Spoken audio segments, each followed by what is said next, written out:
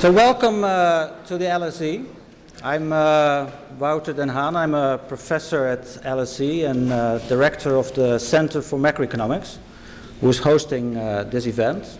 So this is the first in a lecture series on important macroeconomic topics.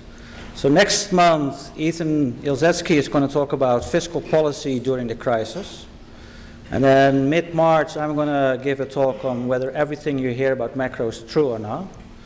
And then Kevin Sheedy in April is going to give a talk about unusual, unconventional monetary policies. But this evening it's my pleasure to introduce my colleague Keyu Jin. So Keyu Jin got her PhD from Harvard, and only 4 years ago, in 2009, 5 years ago. But she already has a very impressive CV. She has published in the American Economic Review, which is our top journal, and she's published on very tough topics like why do capital flows not necessarily go to the countries that are most in need of capital. She's written in the Financial Times on whether the Europeans could learn something from Asian countries. She has worked or consulted at the IMF and the World Bank and a bunch of investment banks, and so we're very privileged that Keyu Jin is going to open the lecture series, and she's going to talk about China's economic transformation, myths and realities. So she's going to talk for roughly 40 minutes. So after that, you're going to get a chance to ask questions. Please turn off your mobile phone. But if you want to Twitter, then you can, and the hashtag is LSE Macro. Thanks.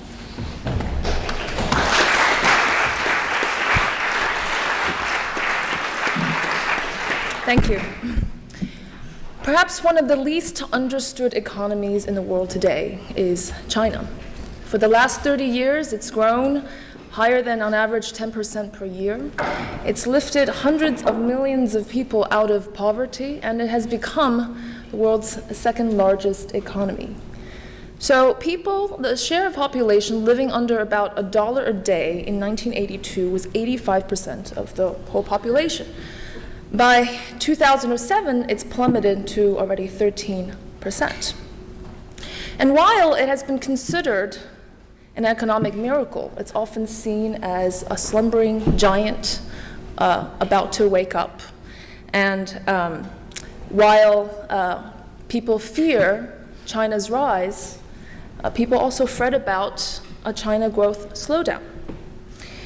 The world has challenged China's economic policies, sometimes controversial, and there are ramifications in the world, including exchange rate manipulations, capital controls, unintended government policies, and buying up Europe and the US. China has also flooded the world markets with cheap capital and cheap labor, exporting cheap goods around the world. And it has often been accused as providing the backdrop for the recent financial crisis by bringing massive amount of liquidity, lowering the global interest rate. So how do we see China in the global economy, the role it has played, and the role it will continue to play in the future? But in order to understand that, we first must turn to China itself. And because China has garnered so much attention in the media, in the press, etc., there has also been a lot of myths and misunderstandings and misconceptions about China's economic structure. So in this lecture, the focus is going to try to be debunking some of these prevailing notions. So I want everyone in the audience to think about China not as a typical developing country. Now, of course, it's adopted conventional development strategies. Urbanization, industrialization, globalization, these have been instrumental to jumpstart China's economic growth. It involved a massive transition out of agrarian societies. China also became the world's factory. Before, it produced only for a small, poor country, and now it can produce for the world, utilizing its resources. Globalization aided the process. However, unlike other typical developing countries, there's something different about China. And one of the most powerful policy tools it has, and it will continue to have, is precisely reform. Okay? Reform is China's second revolution, said our great leader Deng Xiaoping. It's probably, to be precise, our only great revolution. But reform has been a powerful tool, as we will see, as an underlying source of growth. And it is kind of the answer to why and how China's growth can be sustained. So the magic word is reform when thinking about China's growth process. Because let's not forget the historical context when China began its economic development in the late 1970s. It was a centrally planned economy, and by definition, distortion-ridden. So the process of reform entailed gradual removals of distortions, because unlike the ex-Soviet bloc, it chose to adopt a gradualistic transition process towards the market economy. And there's still many distortions left going forward. There are many distortions yet to be removed. So China took a gradualistic approach. It started from the 1980s, where the government said, well, let's try it out. Okay? So the experimentation started with special economic zones. In the early 1980s, there were only 4 of them. They received special industrial policies. They welcomed foreign capital, foreign trade. By mid-1980s, 4 became 14. By early 1990s, the coastal cities, which were the special economic zones, expanded inland. And studies have found that introducing a special economic zone into a city has, over time, increased GDP per capita of that city by 20%. So the special economic zones worked. In the 1990s, reforms were characterized by a massive wave of privatization, in particular, the privatization of state-owned enterprises. So, inefficient entities of the state-owned enterprises were either driven out, restructured, or completely shut down. They were privatized, or they formed joint ventures with foreign companies. So, as you will see, this kind of reform process of transition, of reallocation of resources from inefficient areas to efficient areas, from state-owned to private sector firms, was a major underlying source of growth. And of course, with China, you can experiment with anything. So in 1992, the Shanghai stock market reopened for the first time, and Deng Xiaoping said, well, let's just give it a try, because if it doesn't work, we can always just shut it down. So with these successful experimentations, reform continued and deepened. By the mid-1990s, GDP growth has slowed down, has stagnated. What was the answer to that? Further reform. So the next wave of reforms in the 2000s were increasing globalization, trade liberalization. 2001, China joined the WTO. At the same time, we saw growth pick up. It rekindled growth. It led to concurrently massive amount of current surplus, current account surplus, trade surplus, FDI, foreign investment, and all of that. So reform, as you can see, what I'm trying to get at is that reform is a very powerful tool for the stimulus of growth, unlike many other developing countries. The recent third plenum reform package that was announced in November highlights the need for continued reform. We're not done yet. There's still a lot more to do. And President Xi Jinping has basically put his legitimacy on the front line as to whether he can successfully implement these reforms. Reforms have been long delayed, and they are at the forefront of the policies. And it is very important, if you read this carefully, there is a political undertone to his announcement of the reform package. It is the party, not the government, that is going to push the reforms. There's a political government divide because the next wave of reforms is going to continue to challenge state-owned enterprises, opening them to competition, absorption by private sector. So President Xi in the new reform process will meet a lot of difficulty. But if he were like Deng Xiaoping, which was able to steer away all of these dissension and hindrance to the reform process, this will be successful. But the emphasis is still reform. Think about China its growth process is by nature wedded to the process of reform. This leads to the first myth I want to talk about, which is China's growth model investment-driven, unbalanced, and therefore unsustainable? Now, to clarify this concept, we can just think about output, which conceptually is determined by three factors: productivity, capital, labor, the factors of production. So the popular notion is that China's growth is largely led by investment.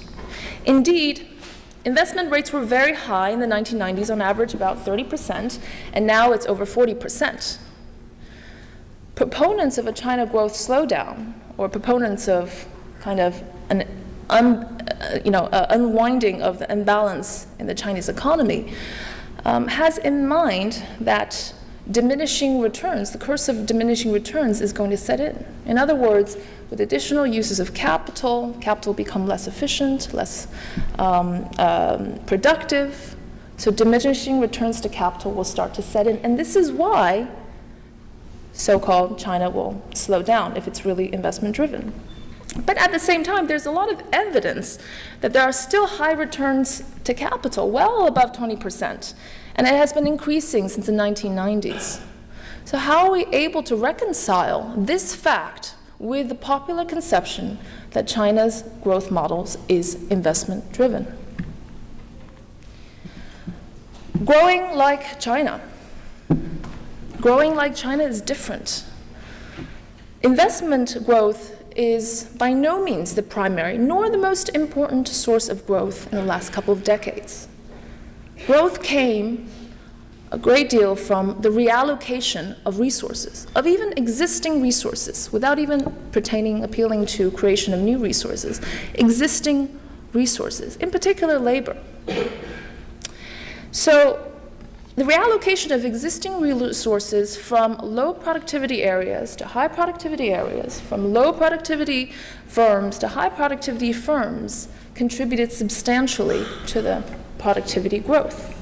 Now, there are two types of reallocation that have been most significant, the first of which is a rural-urban kind of reallocation. In particular, the reallocation of resources away from the agrarian economy. So the share of labor in agriculture at the end of the Maoist era was about 70% of the whole population.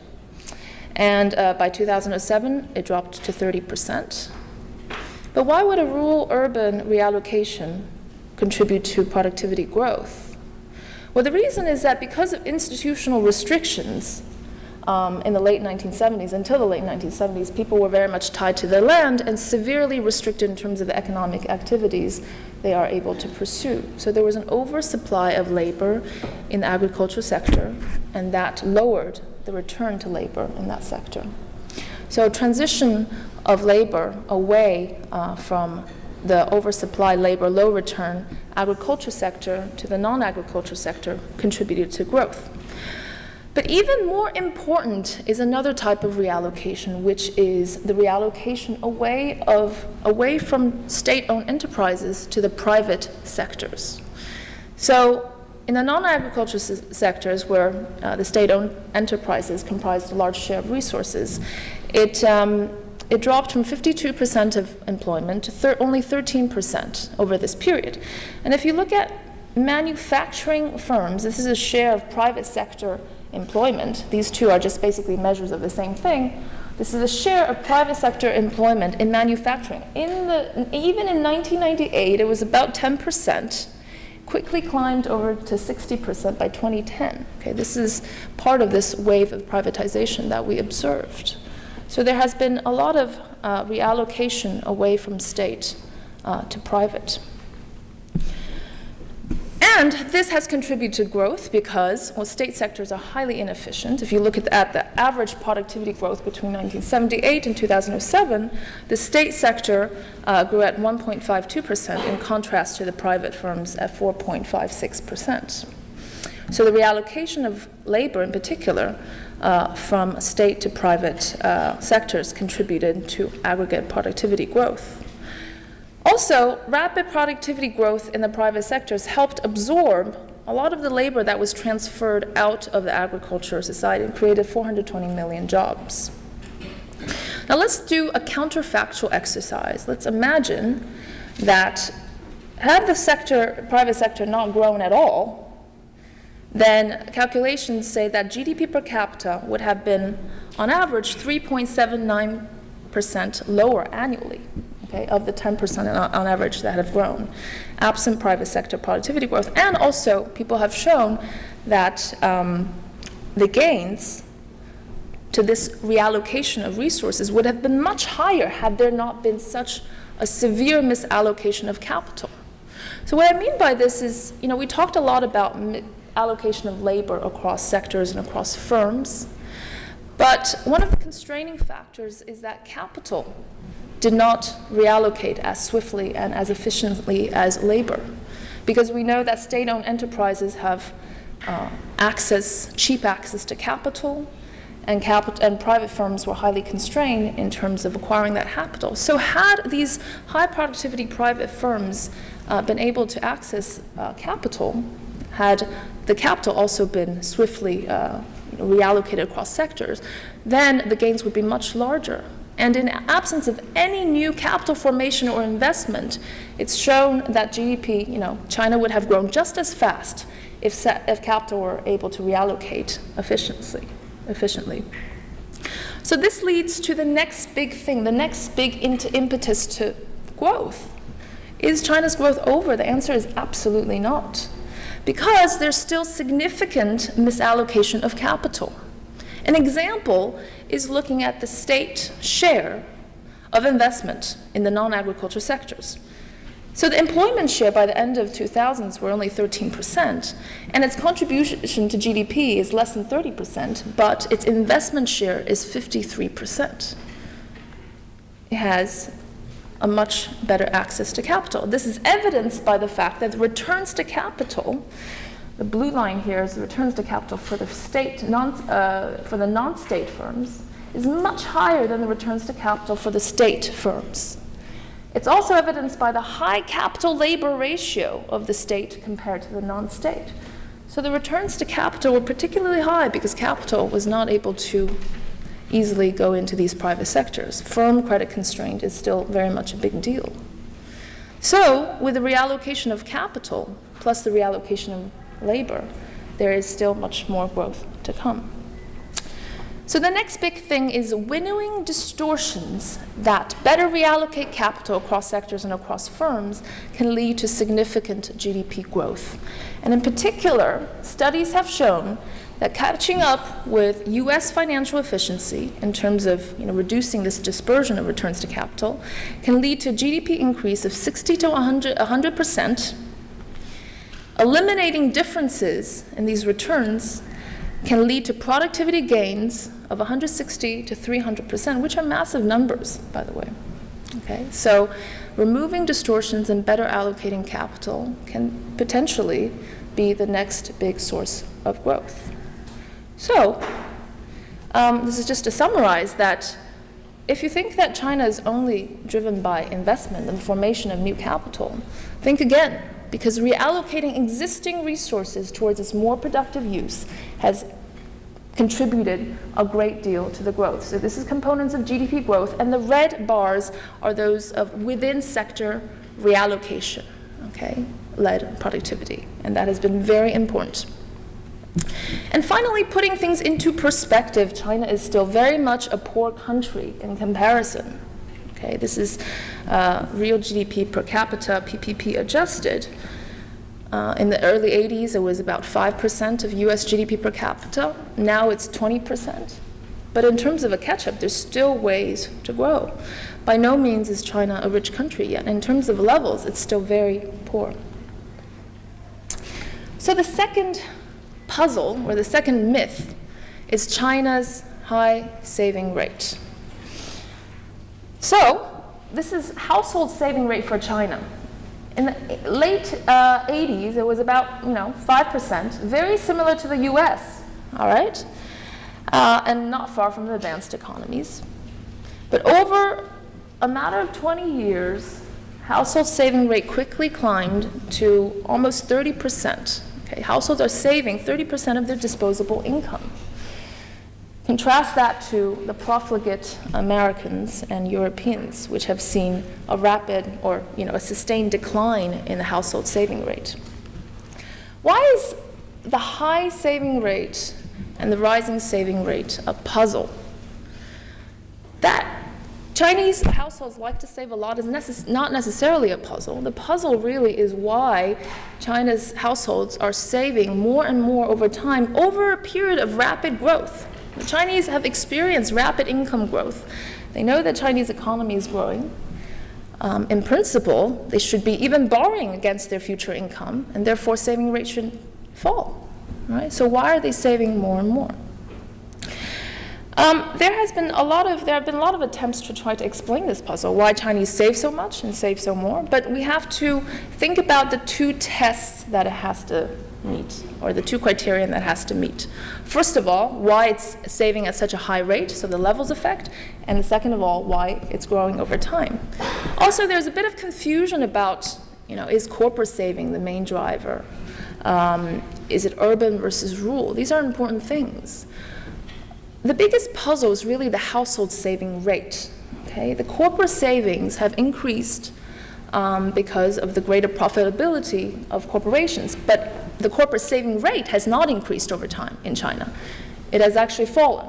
And also, corporate savings has kind of increased across the board, not just a Chinese phenomenon. So it's less of a puzzle. So household saving rate has been increasing. And moreover, 75% of that increase in saving, household saving, comes from urban areas, not rural areas. So any account of why Chinese are saving so much has to fit these criteria. There is a lot of interest, and therefore the popular wisdom have extended to many different kind of explanations, but they all meet some of these challenges. Some have appealed to culture. Chinese are potentially thrifty, but have they gotten thriftier over time? That is less likely. There is the notion that there's a lack of social safety net, so lack of social security system that bids people to save a lot. But if that were really the main explanation for household saving, then somehow social security have gotten worse over time to induce even greater saving.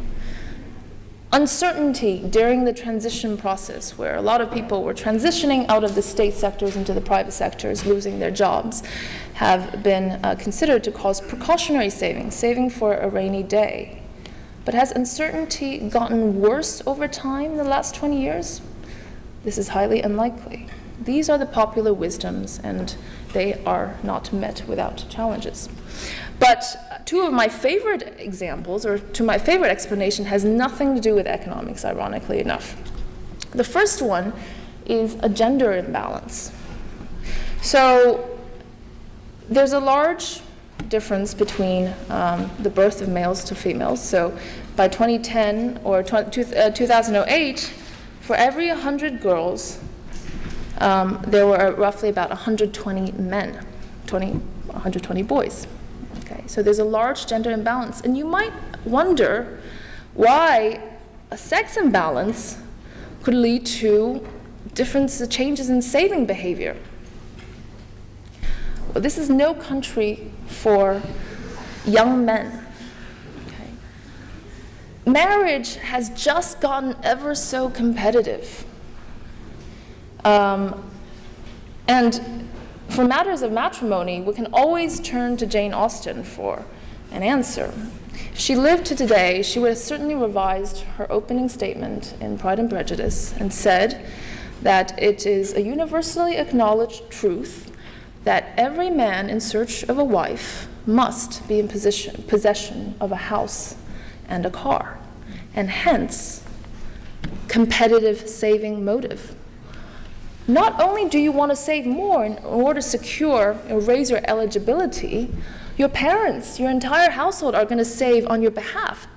One rural survey asked what are the primary reasons for saving motives in households. Marriage ranks among the top 3. So this is the aggregate gender imbalance, sex ratio, and the aggregate private saving rate, and there's surprisingly, a very clean correlation. But also across provinces where the local gender ratio is higher, there's higher saving rate. We also know that households with boys save more than households with girls. So the competitive marriage saving motive has induced households to save on behalf of the sons, and even more so, there's a spillover effect, right, because of the competitive notion of that. But not to worry, this is unlikely going to be a sustainable reason for China's high saving rate, because the Chinese men have found a solution. They have taken the concept of globalization quite literally, which entails importing whatever cannot be produced or cannot be produced cheaply, and this is applied to the procurement of wives. Now, this is an ad for a Vietnamese wife. There's a package. For $6,000, you can have the return tickets, meet the family, applications for passport. And this one, which costs slightly more, has 4 guarantees, of which one includes securing or bringing her home within 3 months, okay, purity, and last but not least, a 1-year warranty that she is not going to run away. Okay. So you might, so the mail order brides have become a new solution to the competitive or the expenses entailed in the marriage process.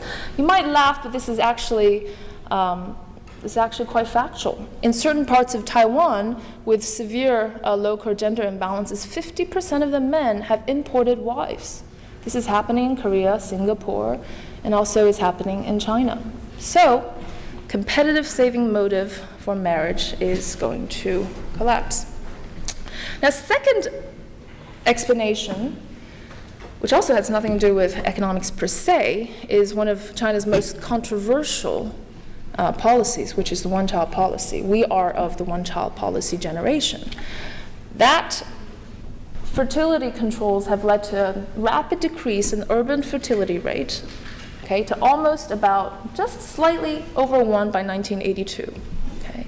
This is urban households. 98% of urban households who had children had only one child. So how does the one-child policy change saving behavior or affect aggregate saving?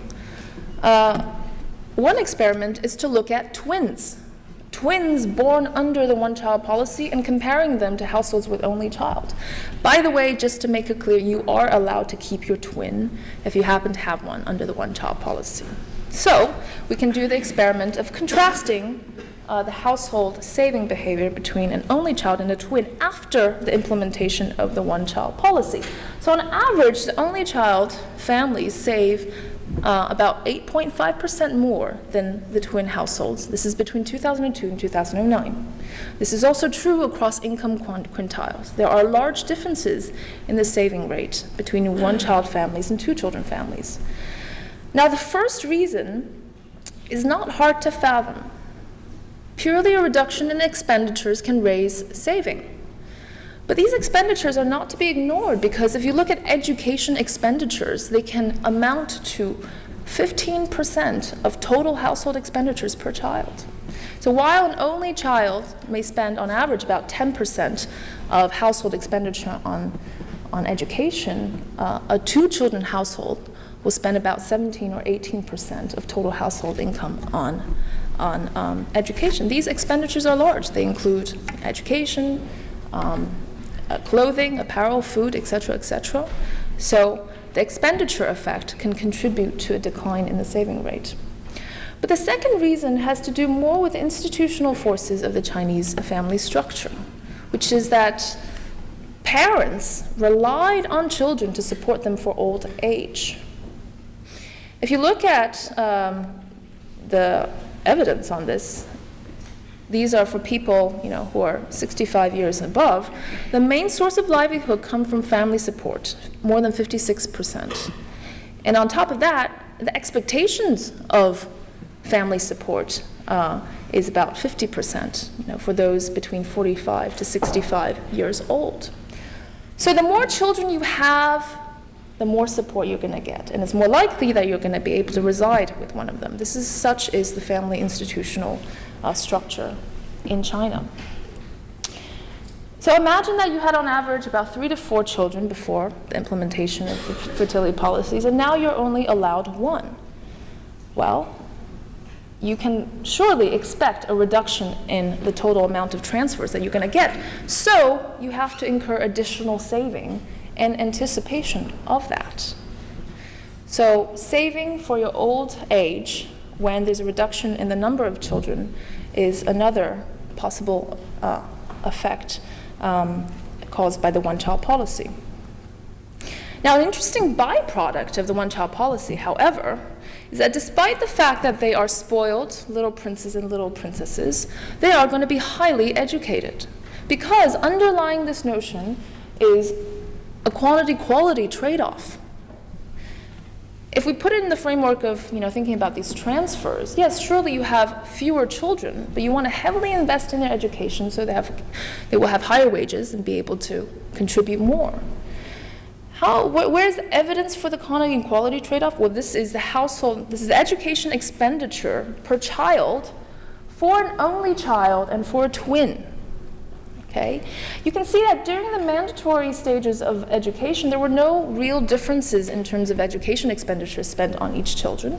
But when it became discretionary, at some point, the education expenditure received by an only child was twice as high as that of a twin. So, this means that potentially there could be a human capital dividend. It is found that twins are 40% less likely to pursue higher education, and they're also 40% less likely to pursue an academic institution, secondary academic institution, than only childs are. So there is an underlying quantity-quality trade-off. This leads to the projection of high labor productivity growth still going forward. Some project at least 9% until 2020. 6.7% until 2030. Labor productivity is still very important because there's a popular notion that China might age before it riches because of the demographic aging accelerated by the fertility policies. But labor force is expected to decline by maybe about 0.2%. But labor productivity growth, also with this, more educated, highly human capital driven only child generation, can potentially ease some of the reduction in labor force. What imbalance? People think about China and think about imbalances. And the greatest imbalance that has been put forth has been this imbalance between consumption, saving, and exports. China exports too much, consumes too little. This kind of imbalance is unsustainable. But perhaps the fundamental driver of this imbalance is an imbalance between governments and households. The two policies, unconventional and slightly controversial policies that have led to this great imbalance is what I call wage suppression and financial repression. So if you look at wages in manufacturing, they grew at on average about 7.6%, compared to labor productivity growth in manufacturing, which was on average 17% between 1997 and 2008, and real GDP per capita growth, which was over 10%. So wage growth has really lagged behind. Wages were suppressed. That led to significant declines in the labor share. Financial repression. You have to know that most of Chinese household saving go into bank deposits. But they were earning very, very low rates of deposit rate returns. Okay? So while inflation there has been a pickup of inflation recently, so many years they were earning negative real returns on their saving. On average, they were earning about 0. So this kind of financial repression and wage suppression led to banks becoming more profitable. It is subsidizing corporations because of their cheap access to credit, and most of these corporations were state-owned enterprises, and hence a large transfer of wealth from households to government. This, in my view, is the biggest source of global imbalances, and is probably one of the main drivers for why China's consumption is so low. So when we think about China in the global economy and whether it can help with global imbalances by adjusting the exchange rate, well, let's search deeper for some fundamental sources of imbalances. Exchange rates itself might not be the answer. So finally, putting all this together, everything that I've said, all the myths I have talked about, has an influence on the global economy by definition, because China has now become a large, open economy, and everything it does will affect the world economy. So concurrently, while China has grown so fast and integrated in the world economy since 1990, we have observed three remarkable trends in the global economy. The first is a saving divergence. I've shown you this. This is household savings, but also for private savings, where savings have gone up in China, and saving rate has declined in the US and OECD economies. There has been a sustained decline in global interest rates over this period. Okay. And how much of that is driven by China, by the massive, kind of contribution of saving to the global economy? How much did that contribute to the decline in global interest rates is still indeed an open question. At the same time, over this period of fast growth in China and integration, there has been global imbalances. Despite the fact that investment rates have been so high in China, savings have been even higher, leading to a net capital outflow, a current account surplus that has increased over the last 10, 15 years. So China is exporting capital to the rest of the world, in contrast to the US, which has been running a larger and larger current account deficit. So these macroeconomic facts in the global economy combined together, considered together, how much of that is due to the incoming of China? We believe that there is quite a bit of story, the China story there. So, looking into the future, if I were to put it above and beyond what we have said about reallocating capital, removing distortions, etc., perhaps we can think about China as moving away from a cheap labor model to a cheap capital model.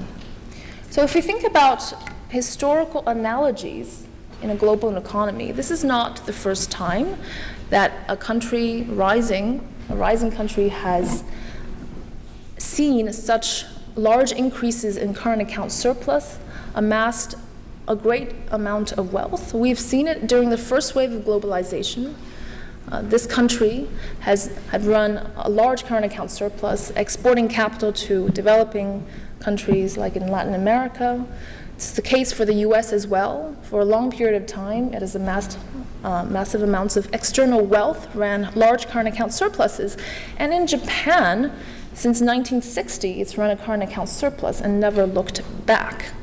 But the experience of these countries with their net external imbalances have been very different. The UK and the US globalized. It utilized this golden opportunity of accumulating massive amount of wealth to internationalize, creating global capital markets, internationalizing their currency, in contrast to the experience of Japan, which was relatively closed, did not internationalize, leading to assets bottled inside. Now, which path is China going to take? I think that part of the recent reform package and the reform direction is very much about continuing to open up, hence the experiment of the Shanghai Free Trade Zone, basically introducing Hong Kong into the mainland. Everything that Hong Kong can do, you can do in Shanghai. This is, again, part of the experiment, right? So making Shanghai a global capital city so that Chinese citizens don't just have to put their savings into bank deposits or housing, but they can buy stocks of their favorite brands, Starbucks, Coca-Cola, things like that. So internationalizing and moving towards a cheap capital model is potentially a direction to go. Reform is a continued process. Like I said in the beginning, it is going to be the source of political legitimacy for the new regime. Their political legitimacy rests not only on the design of a seemingly very comprehensive reform package, but also on its implementation. This is what we're going to see in the next 10 to 15 years. And the reform package has also emphasized a redistribution of wealth away from government back into households. It has been explicitly stated in the reform package. But let's not forget that one remaining challenge is intellectual property rights. Now, if China still wants to attract global capital, and especially global technology, which is an important source of future growth, it has to respect intellectual property. Now, this is a golf course outside of Beijing, which is a one-to-one replica of the Chateau Lafite in Bordeaux. And the name is the Zhang Lafite Chateau with a double F and double T. Now, by no means is this an exception, because one of the wealthiest businessmen in China, his home residence is an exact replica to the White House.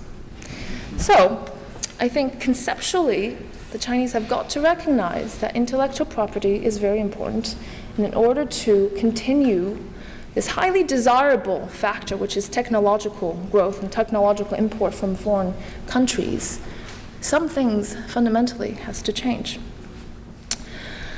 But in the end, what am I most concerned about if we think about the challenges that face China today? It's neither economic nor political. It is social. And it is not a social turmoil, an Arab Spring in China, a Jasmine Revolution, no. It's rather social decay. Destruction of meritocracy, for one, which has been bedrock to the Chinese society for thousands of years, is admittedly one of the sustaining factors for thousands of years of feudalism. An erosion of Confucian values and the disruption of the social and family fabric. Now, many of people in this audience will understand exactly what I mean, because we all know that corruption is at every stratum of society, not just of the government. To this, I attribute three proximate factors, roughly, which is the lack of a legal constraint, because the legal infrastructure is not very developed, nor religious restraint, nor moral responsibilities. So, with a slight abuse of terminology in the use of William Butler Yeats, I will quote that I'm most afraid of a terrible beauty being born. Thank you very much.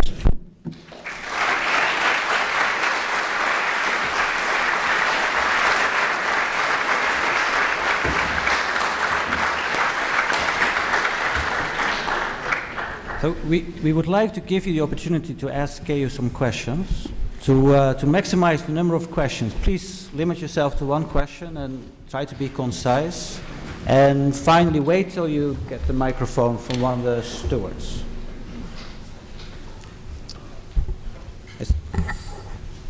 Who wants to start? Over there.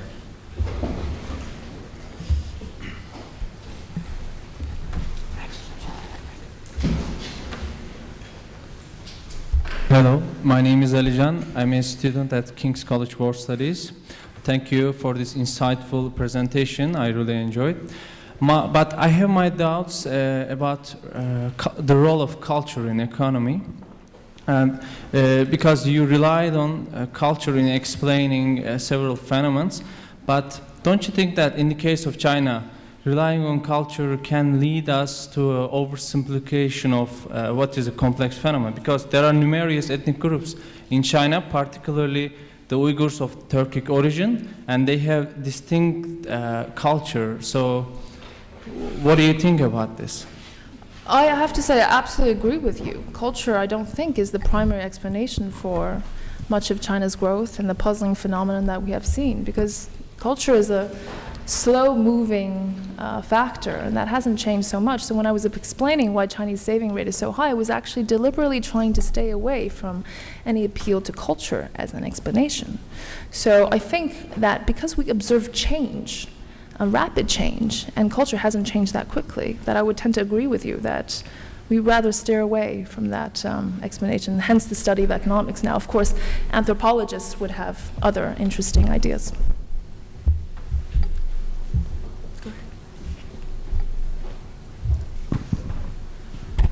Hello, I'm Spencer, and I'm a master's student of economics here. And I actually went to your class last year for the international economics. So I have to say sorry because I have really a tough question for you. Well, It's welcome. Okay, so in your slides, what you're saying is that you're worrying about more of the social dimension of China's development rather than economic and the political. But I will say that the social decay or social turmoil are essentially byproduct of China's political institutions. And as what you're saying is that reform is the key word for Chinese economy's growth. But I will say that right now, reform has been highly captured or manipulated or hijacked by interest groups in China. And they are very smart. They're using their understanding of political systems, and they have a lot of political connections across the party, across the state-owned enterprises, and across the military. So the question is, in order to have reform to be effective, we should not assume like a social planner that's going to do what the societies are doing the best. What happened if there's a small segment of the society that they're trying to gain a larger share of the pie in the economy. And these are the interest groups, and these are people are doing what exactly they're doing. So I wish to ask you this question, that how would you comment on the political aspect of China's reform, and how is that going to pose a challenge for its future dynamic? Thank you. Okay, to cut to the relevant part of this, I would say that the political government understands very well, like I was saying in the beginning, that its political legitimacy rests on the implementation of reforms, which has to be, beneficial for everyone else, not just the elitist. So these politicians are highly competent. They understand that this precise problem. So Xi Jinping sees himself almost as a new Deng Xiaoping, trying to start this wave of reforms in order to sustain the next decades of political support. So now, of course, there's always corruption. But I think if you look at the specific explicit statements in the political reform, it is very much about giving more land property rights to the rural population so that they can, borrow against their collateral. It's a lot about financial market improvements. It's a lot about developing financial markets so that small, medium-sized firms can have better access to capital. I think these are very explicit, market-oriented reforms, and not necessarily, and quite fair. You're right about the fact that it's going to see a lot of resistance from different vested interests. That's part of the challenge, but that depends ultimately on whether Xi Jinping is able to steer away, like Deng Xiaoping, all this dissension and resistance. Yes? Go ahead.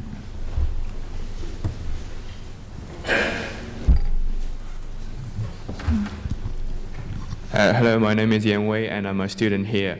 And my question is, people argue that China should transfer into a consumption-led growth rather than an investment growth mode. And do you think is it a right time for this transition? Do you think, or maybe later for this transition to happen? Well, I believe that, as I was saying in the presentation, that this kind of financial repression and wage suppression, this imbalance between governments and households, is ultimately something that has to change in order for households to want to consume more. Household income as a share of GDP has fallen rapidly in China, and they're getting very low returns on their savings, potentially leading to higher savings rate because of a low interest income. If you can't diversify the assets in which Chinese people can save and only allow them to put into banks and property, then it's going to be a perennial problem. So I think the reform, if it is indeed successful in terms of building more opportunities for these households to, raise wages and also raise their investment income, then I can see that potentially happening. But it should be underway. If we believe the numbers from the one-child policy, the recent reform package is also about having more children, having 2 children. So likely that can reverse some of the high saving, lower the saving rate and go towards a declining trend, if anything. Please. Hi, thank you for speaking with us. My name is Hong. I'm an MSc student here at the LSE. I wanted to just observe that, well, many people observed that since 2008, credit growth in China has far outstripped GDP growth. The implication being that, especially among corporates and local governments, the amount of debt has grown far in excess of their ability to service it. How do you see the situation developing? Oh, I completely agree. The whole shadow banking, the accumulation of local government debt is a cause of concern, although I don't think it's a cause for panic. And the reason is that China still has massive amounts of liquidity in terms of the foreign reserves, in terms of, the government held liquidity. And there's no question that if anything happens, the government will step in to bail out the banks and to rescue the local government. So in that sense, they don't have the considerations that the West necessarily has. And so I am concerned but not overly worried. And one must also draw to the fact that China is a growing economy. So the level of debt to GDP ratio could potentially slightly be different from a country that has no growth or is stagnating. So I agree with you, but I'm not overly concerned.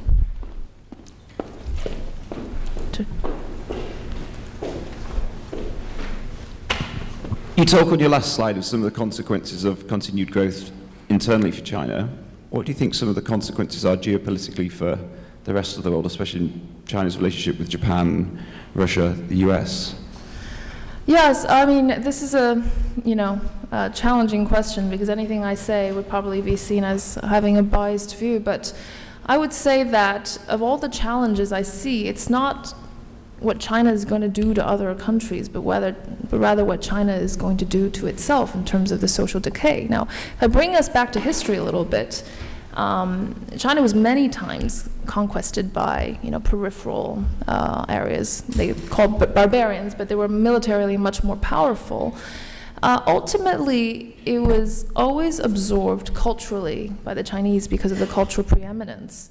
And the Chinese have never really had a tradition of foreign aggression.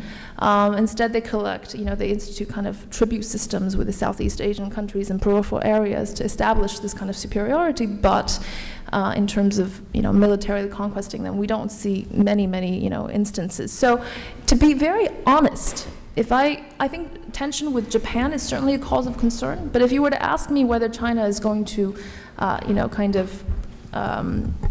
exploit its economic rise to be more militarily aggressive, I would say I don't think so. Yes. Teresa Puska, Agent Treasury. Well, basically, I found the fact that you said you don't really fear an Arab Spring in China quite fascinating, because I guess there's this economic argument that once growth slows, as we've seen in China recently, people become more aware of social circumstances. So how are they going to tackle that? Are they going to reform the political system, or how do you see that happening? Right, absolutely. So when they see growth slowing down, that is a cause for concern for the government, which is exactly linking back to my initial argument, why they want to deepen reforms. And the Chinese people, if you have asked them, they've expected a series of reforms which have long been delayed in the last 10 years or so. And so the announcement of the reform package in really quite vast areas and quite deep has been a source of comfort to the people. Now, next thing is about implementation. If they're successfully going to be able to implement these reforms, then I think China's Communist Party at least is safe for 10 years. Now, after that, no one knows. But it's important to realize that the government, the Communist Party, is a self-evolving entity. People mistakenly think that it's still the same over the 20 years. It's changed a great deal. It's changed to circumstances. It is actually very flexible.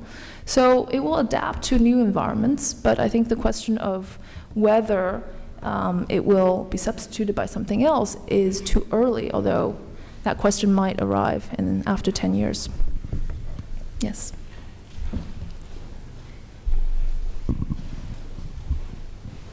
Thank you. I'm a student here. I'm doing a degree in law and accounting.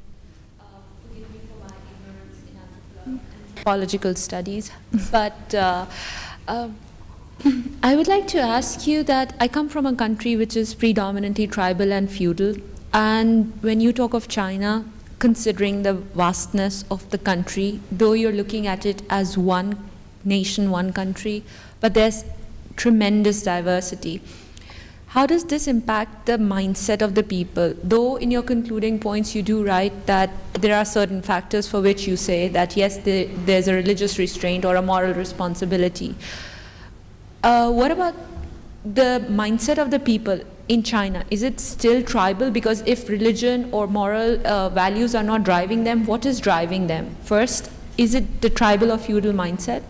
And as a consequence of this, the impact on the governance of the country, are the values of the Communist Party driving the future of the country? Or is that where the country is headed, or that's the unification force, as perhaps Chairman Mao had tried to do so? Is it still the path dependence coming into the future? Sorry, thank you. The problem exactly that is there is no driving force. There's no spiritual driving force. That is precisely the problem, the spiritual void. Now, for the longest period of time, communism substituted Confucian values, and it was, the kind of the spiritual salvation to many people. But now it's not the case, and there's no religion.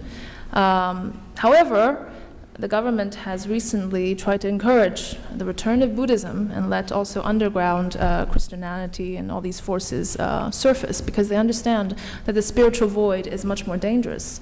So if anything, it's the lack of that is most cause of concern. But I do see a potential return in religion, but that's going to take a long time.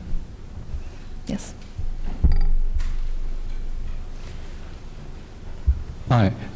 So during your talk, you stressed the central role of reforms. Now, the question I find very interesting is what we can learn, what other countries may potentially learn from this experience of doing reforms. And it seems that you're also stressing the central role of the state in pushing those reforms, and you mentioned that the state is very capable. Now, how much do you think is due to this unique combination that the states, for some reason, has the incentives to actually generate economic activity and development? So is there anything other countries can learn when they don't have these type of institutions set up? Tough questions, tough to extrapolate from one experience, but I certainly think in the beginning parts of development, especially like China, the centralization, the central government was critical. That they jump-started investment in infrastructure, they built cities, everything was much more efficient and fast. And to push through reform package, you need a highly concentrated, government. And so I think that centralization was important, especially in a country which needed to reform, to remove distortions, to steer that on track. You can't be fighting about what to do all the time. So, yes. For about 3 to 4 years now, people have been talking about a hard landing in China, but numbers have grown like clockwork. Every time industrial production, retail sales come out, they keep going at a constant pace. Mm-hmm. So, if you look at reality on the ground, can any of these numbers be trusted? Second question is that the new Politburo seems to be more open to taking hard decisions, maybe engineering a slowdown so that some of the imbalances built over the years can be wound down. But as they try to engineer this slowdown, can we expect China to grow sub 7%, say, for the next 5 years, as some of these imbalances are done away with? You've pointed out an absolutely correct statement, which is part of the growth slowdown, or even most of it, is deliberate. It's the government intention to lower it to 7.5% approximately. If it wanted to grow faster, it could. But the government believes that there's an underlying potential imbalance, but more about, resources being absorbed by inefficient parts of the economy. When growth is too fast, you tend to not drive out the inefficient firms. So I think in that sense it is true. I think there's too much of a worry about statistics in China and Chinese government, because ultimately the Chinese government also has to know what's going on. And who are you lying to by fabricating these results all the time? But anyways, there are now multiple sources of data that you can back check. And so we've worked with multiple sources of household level data and cross-checked, and they seem pretty close. So I think intellectual honesty, if you will, is a trend going forward.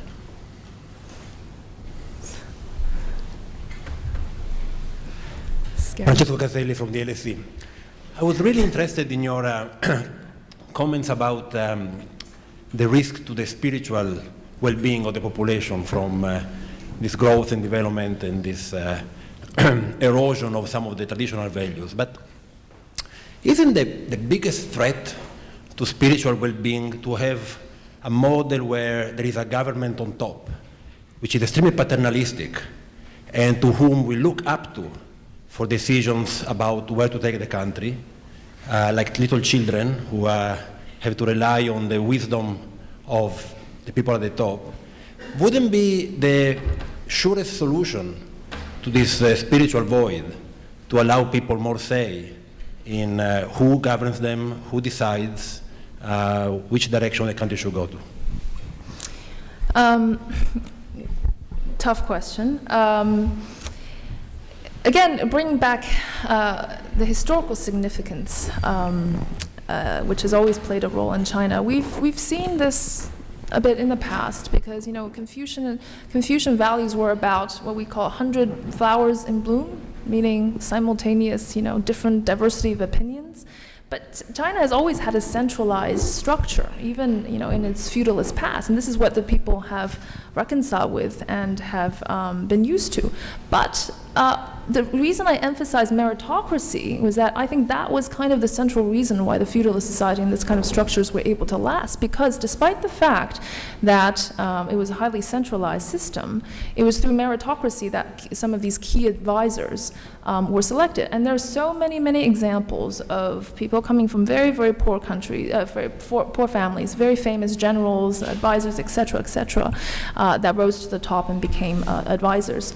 So I don't know, to be honest, whether Chinese would be able to say, let's throw away this structure, for thousands of years, and let's just have a completely different one, and see what happens. I don't know that answer to that question. But what I do know is that in the historical past, China has had prosperity, has had potentially more spiritual values, even in highly centralized systems.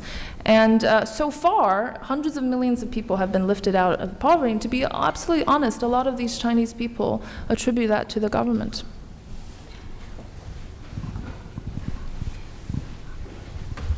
Dr. Jin, viewed from America, for example, China's regarded as a very obviously important commercial partner, but one that's not necessarily trusted.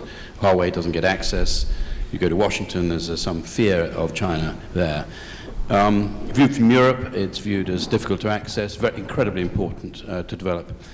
But do you envisage a future where China could think about other countries in terms of allies? Do you think it could have a foreign policy that could be more meaningful than a commercial relationship? Or as a result of what you said in terms of its potential, do you see it still somewhat inward-looking and dealing with the rest of the world as part of a purely economic solution to its problems? Great, thank you for your question. I absolutely think so. The problem is that China is on a very steep learning curve. It's never quite been forced to take a responsible international role until today, and it's learning very much how to deal with countries in Africa, with the US and Europe and other developing countries and emerging countries. So I think, and also China has this intention to establish more relationships within the region, but also forge a stronger relationship, especially with other emerging countries. But it is on the learning curve. I mean, the kind of horror stories that we tell about China going to Africa, what it's doing, part of it is just sheer ignorance, sheer lack of awareness of other people's customs and traditions. And this notion can be applied to the issue of diplomacy as well. China was a very nationalistic, inward-looking country. It has to accustom itself to the greater kind of international balance. But I think the Chinese learn very quickly. So I think it is very much in the future about establishing a more harmonious and more trustworthy international role. Yes, please. China's growth has been fantastic. Even if you take recent 7.5% growth is very good. But somehow that GDP growth is not translating into shareholder returns. Is it because of lack of good governance in the companies, or is it some other some other factors that are causing that? Because if you take last 10 years, China markets have been stagnant, whereas GDP has been fantastic. GDP growth has been fantastic. In contrast, sorry, I didn't get the first part, which is compared to the returns to... Yeah, the shareholder, why it is not translating into shareholder returns? No, that is a very good question, and is a question, to which I cannot exactly answer. It is absolutely true that equity markets have performed extremely poorly compared to the GDP growth. And all I can say is that, the equity markets are highly, there's a lot of government intervention. So, and also this is part of the lack of financial development in China. Every time you want to actually register on the stock market, it's not market determined. You have this registration process where it's hand approved by government officials. I mean, it is a very fascinating question. I'm not quite sure what's the ultimate reason why it hasn't translated into the listed stock performance. But that's part of the reforms. Part of this reform package is about improving the stock market and also liberalizing this registration process. So we'll see. Further there.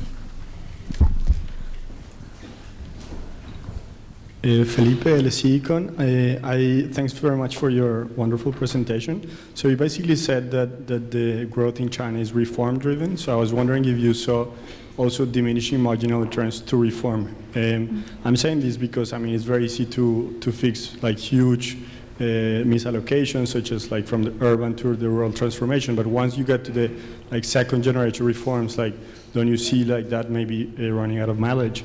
And I said so in comparison to other regions. If you look at Latin America, it's not like there weren't reforms, but it's that these reforms weren't particularly successful in raising growth. Mm-hmm. Yes, excellent.